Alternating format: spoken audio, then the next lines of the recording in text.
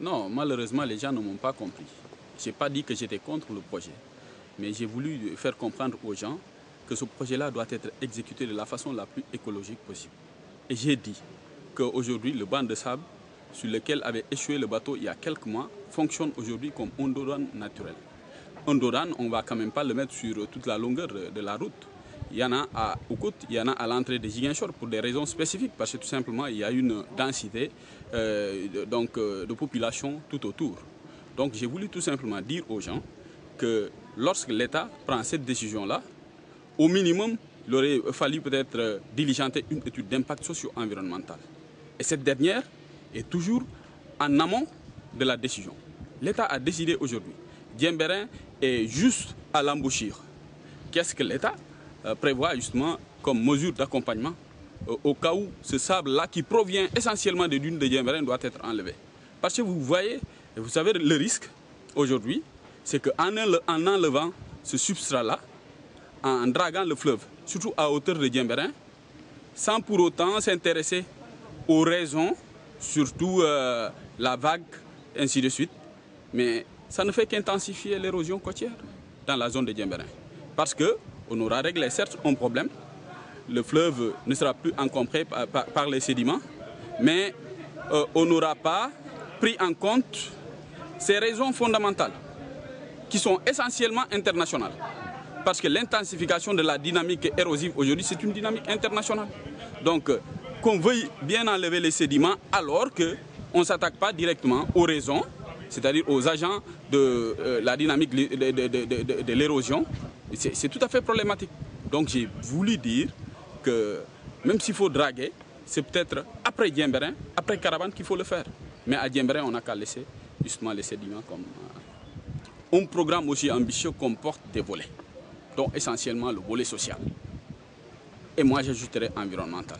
Il faudrait que l'État, dans ses prévisions, puisse trouver une panacée à l'érosion côtière qui est très très forte dans la communauté rurale de Diembéring. Parce que là, surtout au point où se situe ce banc de sable-là, l'érosion est de 3 mètres par an, s'il vous plaît. On ne peut pas parce que tout simplement, il y a un enjeu économique, laisser de côté l'enjeu environnemental, écologique. On est en plein dans le développement durable qui appelle la combinaison de la société, du social donc, de l'environnemental et de l'économie. Donc ce sont là les 3 dimensions qui font essentiellement peut-être la problématique du développement durable. Si on exécute ce programme-là sans pour autant prendre en compte la fragilité de l'écosystème de Diembéring, c'est Diembéring qui va disparaître parce que tout simplement on aura privilégié l'enjeu économique. C'est l'existence durable même de Diembéring qui est en jeu. Voilà pourquoi j'ai voulu attirer l'attention du ministre, du gouvernement plutôt, à travers la présence du ministre du Tourisme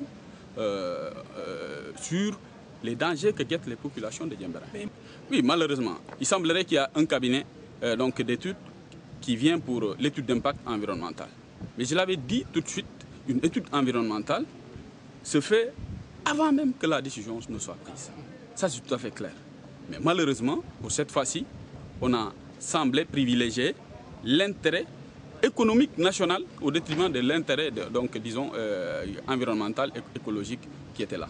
Voilà pourquoi j'avais saisi cette occasion-là comme une tribune rêvée de pouvoir communiquer avec le ministre, avec le gouvernement, pour que cette question-là soit prise en charge réellement. Voilà. Vous savez, l'érosion est tellement très très forte au niveau de Nikin. Je pense que je vais même aller contre une volonté environnementaliste qui voudrait que nous puissions accompagner écologiquement le retrait de la côte. Cette fois-ci, pour Nikin, il faut carrément mettre une digue de protection, bétonnée, ou alors ériger à hauteur de Nikin un cordon rocheux qui va atténuer la dynamique des vagues, puisqu'on va enlever le banc de sable qui freine un peu la vitesse de la vague. Il faudrait mettre carrément sur la plage une digue de protection, bien bétonnée, ou alors un cordon rocheux constitué de biche rock, les rocs tout à fait durs, pour que la dynamique érosive soit un peu stoppée net.